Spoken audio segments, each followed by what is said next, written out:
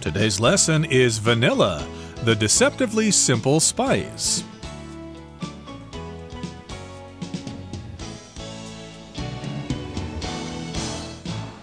Hi, everybody. My name is Roger. And my name is Helen. And if you're going to an ice cream parlor and you want to order some ice cream, you may be lucky to have a choice of 20, 30, 40 flavors, but in the old days, they usually only offered 2 flavors, chocolate and vanilla. We know what chocolate is, but vanilla is something that is very special, and we're going to talk about it today. Yes, vanilla is a very popular flavor. It is also a natural flavor. It comes from a bean, and we're going to talk about the origin of this bean and how it was used in the past and how it spread across the world. And even though today it's considered a very basic taste, a very basic flavor, the history of this bean, of vanilla, is actually quite complicated. It is, and for me, this term in Chinese is kind of confusing because I always mix up 香草 and 香菜. I always get those two mixed up, but in English, I don't have a problem with that, and that's why we're here today to talk about vanilla. Again, it's deceptively simple, but it can be quite rare, but of course, it's also very common. So let's get to it, everybody. Let's start our lesson by listening to the first part, and then we'll come right back to talk about it. Vanilla, the deceptively simple spice. Calling someone vanilla suggests that the person in question is boring or ordinary. Yet, as anyone familiar with the spice's history knows, this assessment of vanilla couldn't be further from the truth. Though it's now one of the most popular and widespread flavors in the world, it was once considered quite exotic, and the real thing is still relatively rare today.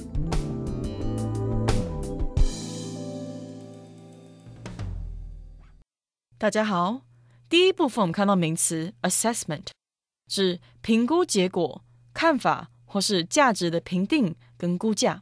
举例来说 ，We need to conduct risk assessment before we go ahead with this project。在执行这项计划前，我们必须先进行风险评估。或是 An assessment will have to be done to find out how much the house is worth。估价完成后才会知道这座房子值多少钱。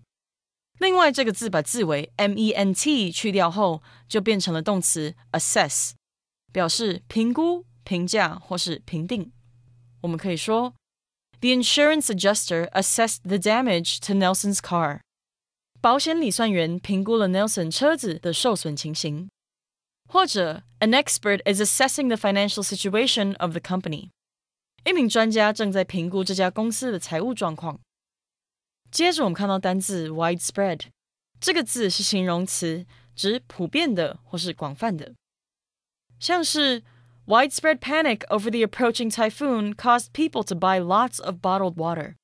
因台风逼近引起的大规模恐慌，致使大众购买许多瓶装水。也可以说 Scientists are trying to stop the disease from becoming widespread。 科学家正在努力阻止这个疾病蔓延。另外补充一个同义单字 sweeping， S-W-E-E-P-I-N-G sweeping， 意思是影响广泛的或是大范围的。我们可以说 Sweeping changes were made to safety regulations after the deadly fire。 在那场致命火灾之后，安全法规做了全面性的改革。或是 The newspaper instituted sweeping changes to its design。 那家报社针对版面设计做了大幅修改。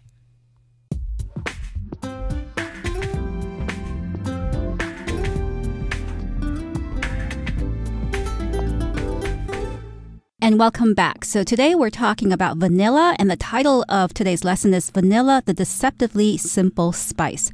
The word deceptively here is used to describe something that is different from how it appears. So I could also say of someone, for instance, she looks deceptively small and weak, which means that even though she looks small and weak, she's actually quite strong and quite large. So deceptively has this meaning here. Vanilla is deceptively deceptively simple, but it's actually quite complex. There's a lot going on behind it. So looking at the first sentence of the lesson, it says here, calling someone vanilla suggests that the person in question is boring or ordinary.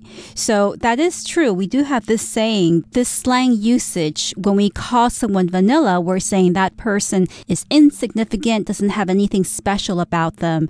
And that is another usage of the word vanilla. Exactly. So this is a term used to describe someone who's boring or ordinary. Yet, as anyone familiar with the spice's history knows, this assessment of vanilla couldn't be further from the truth.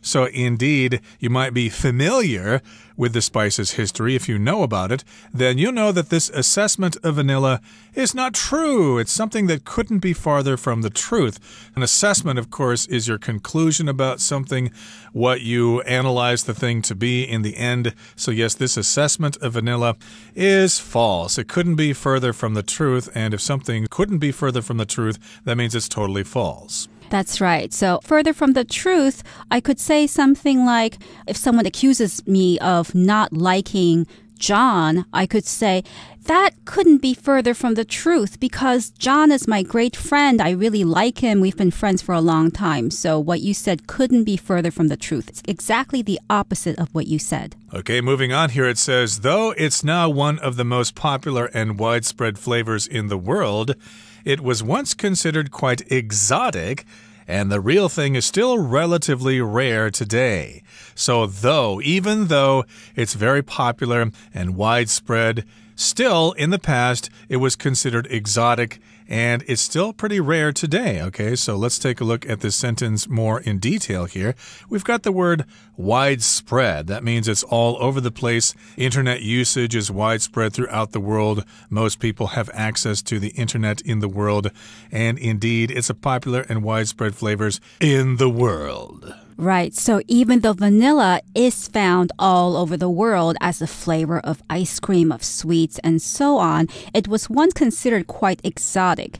Something that is exotic is interesting because it's really unusual or unfamiliar.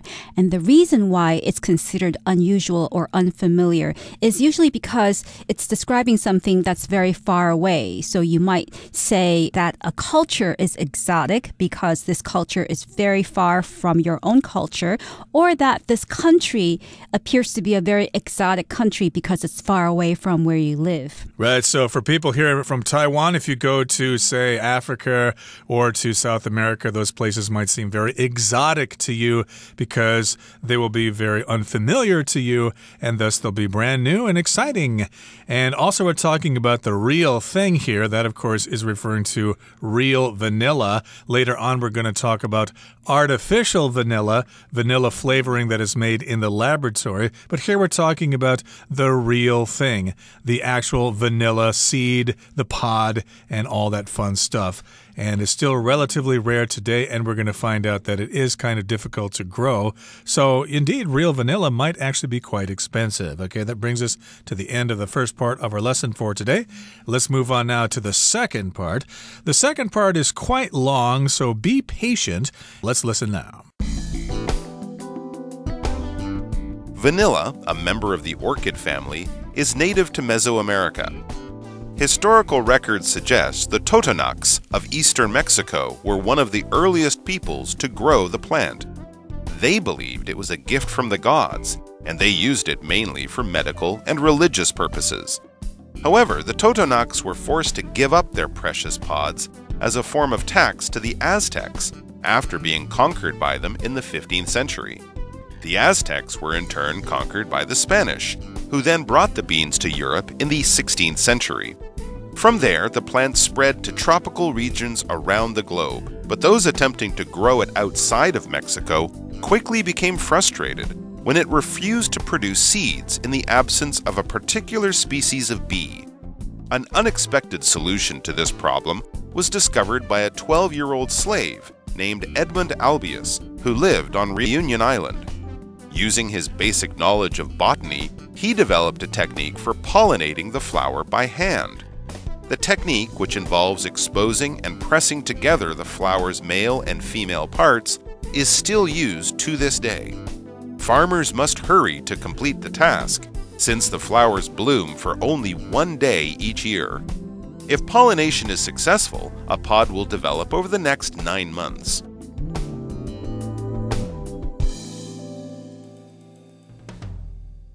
第二部分我们看到单字 bloom， 这个字是动词，指开花、绽放或是繁荣、兴盛，像是 Flowers bloomed early this year because of the unusually warm weather.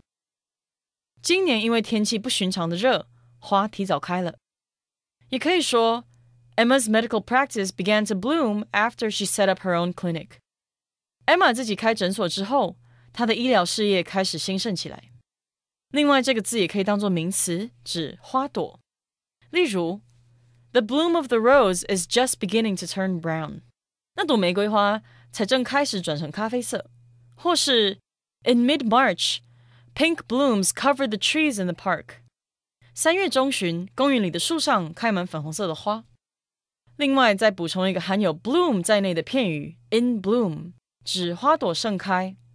我们可以说 All the flowers in the field are in bloom. 田里所有的花都盛开着。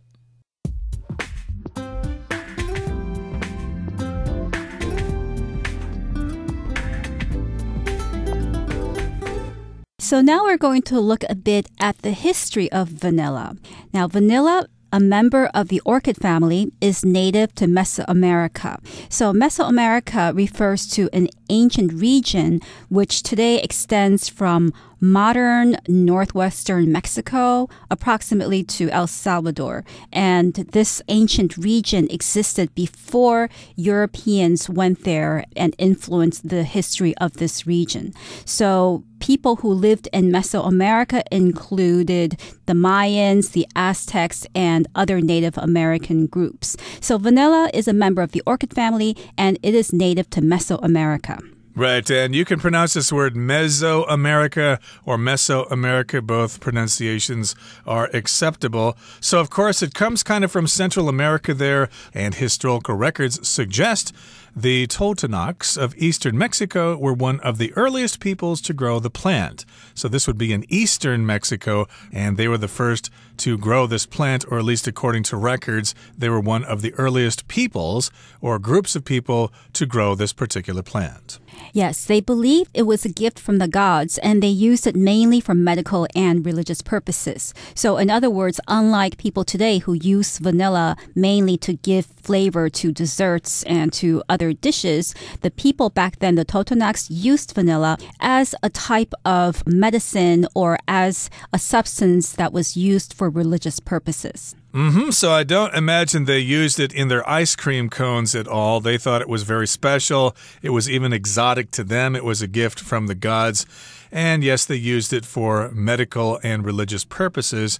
However, the Totonacs were forced to give up their precious pods as a form of tax to the Aztecs after being conquered by them in the 15th century. So we've got the Aztecs, and they conquered the Totonacs, and they were forced to give up their precious pods of vanilla. So if you know what vanilla is, it's basically seeds inside these pods, just like peas are in a pod, which is like a bean. Soybeans, I believe, come from pods as well. So yes, a pod will have maybe 4 or 5 little seeds inside there, and that's the same thing with vanilla.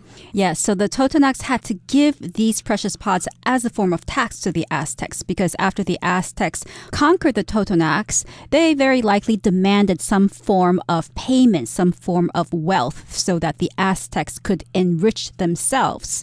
And they asked for vanilla, because vanilla was considered very precious, very valuable back then. Now here, after being conquered, the word conquer here refers to the act of defeating and taking over a group of people after a battle, usually. So we might say that the Roman soldiers conquered many tribes and many groups of people during the height of their power. And most of these people, these groups, were living around the area right outside of Rome initially. Yep, so we've got the Totonacs, and they've got their vanilla, and the Aztecs go over there. They invade the Totonac territory. They conquer them, and now they are subject to the will of the Aztecs. And they say, hey, you guys have to pay us a tax. Give us your vanilla.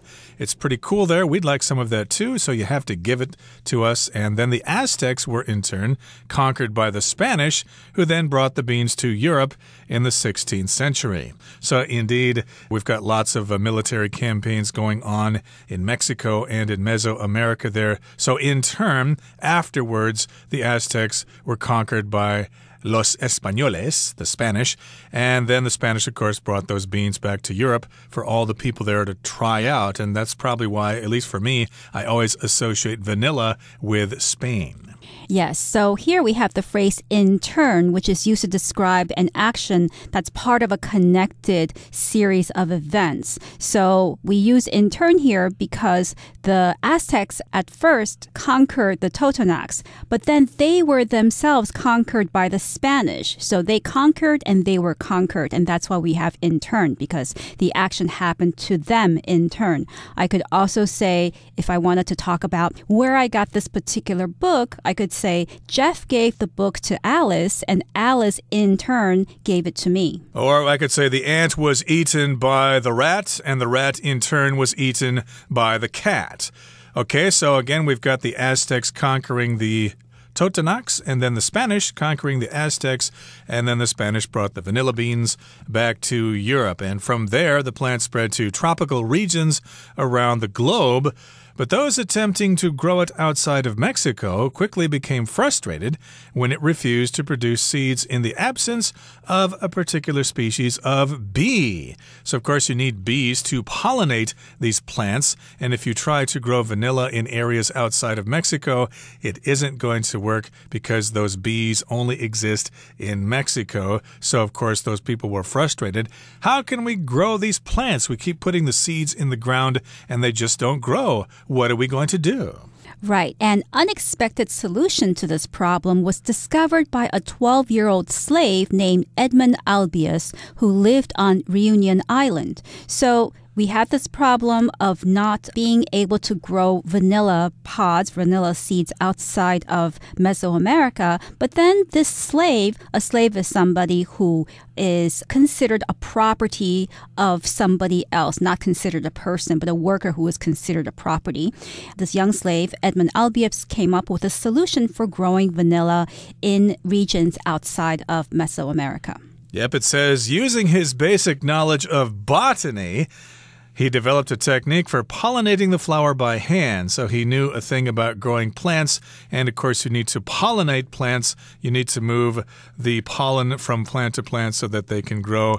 And he figured out a way to do that, to pollinate the flower by hand and not relying on the bee. The technique, which involves exposing and pressing together the flower's male and female parts, is still used to this day. So that's a technique, a special skill that Edmund Albius developed using his basic knowledge of botany. You press the male and female parts of the plant together, and you have pollination. That's right. So he had a basic knowledge of botany, and botany is the scientific study of plants, and this is what he came up with. Now, the technique, as Roger mentioned before, this process, which was developed by Edmund Albius, became a very popular method for growing plants, and to this day, people are still using it. And farmers must hurry to complete the task since the flowers bloom for only one day each year.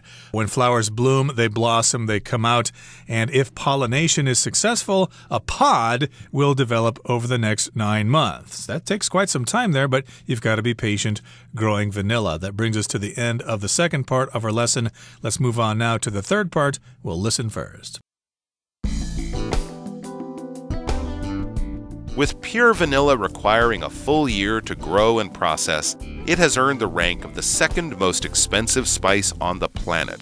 It's no wonder then that scientists have figured out how to synthesize vanillin, the chemical that gives vanilla its distinct flavor. Vanillin is only one of the 200+ flavor compounds in the natural version, but experts say the difference is nearly impossible to detect in baked items. In delicate desserts such as vanilla custard or ice cream, however, there's no substitute for the complex flavor of real vanilla.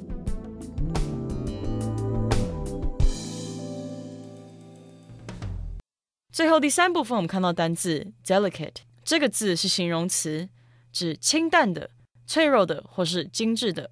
举例来说， Jenny will only eat sauces that have a delicate flavor. Jenny 只是味道清淡的酱汁。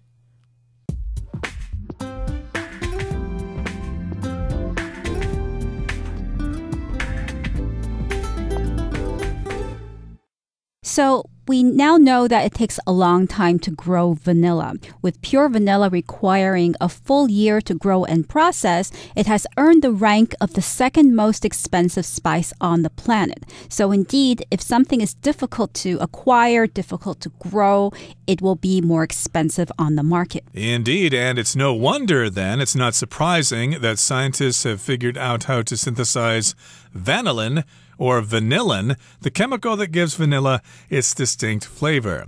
If you synthesize something, that means you create it artificially. You create that thing in the laboratory. Right. When you synthesize something, you're creating a new substance as a result of a chemical reaction. And this is what they did. They synthesized vanillin or vanillin, which is a chemical that has the flavor of vanilla, the distinct flavor of vanilla. So here we use the word distinct to describe the flavor of vanilla. Distinct refers to something that is separate and different from all others. So indeed, vanilla has a very unusual taste. It's not like any other taste or flavor. And vanillin or vanillin is only one of the 200 plus flavor compounds in the natural version. Compounds are chemical compounds, different mixes of chemicals and atoms and molecules and stuff like that. But experts say the difference is nearly impossible to detect in baked items. So yes, you could try yourself. Can you tell the difference between real vanilla and artificial vanilla? You probably can't. In delicate desserts such as vanilla custard or ice cream, however, there's no substitute for the complex flavor of real vanilla. So if you want to have exquisite, delicate desserts, then you're going to have to use the real thing. That's right. And here we have the phrase, there's no substitute for, which just means nothing is as good as. Nothing is as good as the complex flavor of real vanilla when you want to integrate the flavor in custard or ice cream. That sounds yummy indeed. Okay, that brings us to the end of our lesson for today. It's time now to listen to Hanny.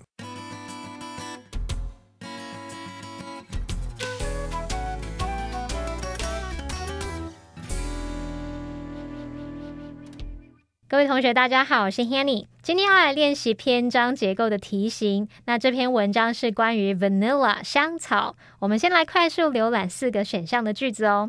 A 选项他说 The technique 逗号 which involves 点点点点点逗号 is still used to this day. 这个句子是在表达说这个方法仍沿用至今，然后中间他在用 which 引导的关系子句来补充说明这个方法的内容。所以我们在看文章的时候要先注意有没有提到关键字 technique。 好，看 B 选项 With pure vanilla requiring a full year to grow and process, it has earned the rank of the second most expensive spice on the planet. 由于纯香草需要1整年来成长和加工，所以它在世界上是最昂贵香料中排名第2。这个句子呢，就是在讲纯香草的价值咯。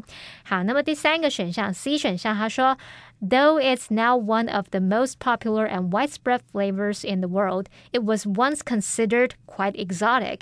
虽然它现在是世界上最受欢迎、最普遍的口味之一，但它曾被认为相当奇特。这样的描述常常会出现在文章的前面，先写出现在人们对某事物普遍的认知啊，或是普遍的情况，然后再点出它过去并非如此，那么借以引出某事物它的起源由来。好，选项 D， 他说They believed it was a gift from the gods 点点点，他们认为它是神的礼物。要注意到它的时态用过去式，所以可能是在描述过去某个时期某群人把它视为神的礼物。好，那看完4个选项，我们来做题目吧。空格1呢是出现在第一个段落的最后一句，空格前面有提到香草被用来形容人很无趣或普通，那熟悉香草历史的人就知道这种对香草的评价跟事实相去甚远。然后后呢，我们看到空格后面他就开始介绍香草起源。到这里同学们应该知道答案了吧？最适合承接上下文的句子就是 C. Though it's now one of the most popular and widespread flavors in the world, it was once considered quite exotic.And the real thing is still relatively rare today. 虽然它现在是世界上最受欢迎和最普遍的口味之一，但它曾被认为相当奇特，而真正的香草现今还是相对稀有的。好，我们再看到空格2，它的前一句提到说，历史记录表示，墨西哥东部的托托纳克人是最早种植这种植物的民族之一。那这边当然要接过去式的句子来描述当时的情况，所以答案就选 D. They believed it was a gift from the gods, and they used it mainly for medical and religious purposes. 他们认为它是神的礼物，而他们主要把它用于医疗和宗教目的。好，那么空格3的前一句提到Edmund Elbius 利用对植物学的基本知识，发明了一种人工授花粉的方法。这边就有关键字 technique， 所以答案就是选 A. The technique, which involves exposing and pressing together the flower's male and female parts, is still used to this day. 这个方法仍沿用至今，它需要将花的雄蕊和雌蕊露出，并将它们按压在一起。那看到空格4呢，它是出现在最后一段的第一句，这很有可能是用来当这个段落的主题句。而且空格后面他写说，难怪科学家想出了如何合成香草精的方法，这意味着天然纯香草价值不菲。我们就可以推测答案要选 B. With pure vanilla requiring a full year to grow and process, it has earned the rank of the second most expensive spice on the planet. 由于纯香草需要一整年来成长和加工，所以它在世界上最昂贵香料中排名第2。好，那以上就是今天的讲解，我们来回顾今天的单字吧。Assessment. I strongly disagree with your assessment of the situation. Conquer. They were conquered by the English in the 18th century. Bloom. These flowers bloom in spring when the snow begins to melt. Distinct. That perfume you're wearing has a very distinct smell. Compound. When combined with other compounds, it can be highly explosive. Delicate. I recommend that you pair this wine with delicate dishes. Widespread. The typhoon caused widespread damage and many deaths. Exotic. You don't need to go anywhere exotic to enjoy your vacation.